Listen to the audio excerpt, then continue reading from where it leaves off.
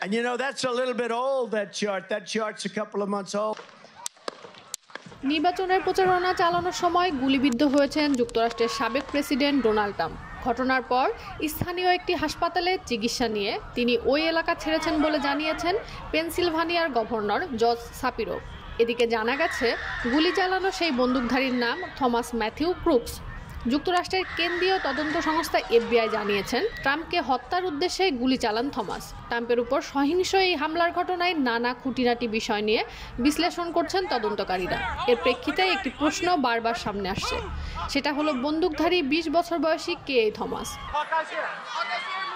সংবাদ সংস্থা AP জানিয়েছে থমাসের ভোটার রেকর্ড অনুসারে তিনি একজন নিবন্ধিত রিপাবলিকান ছিলেন।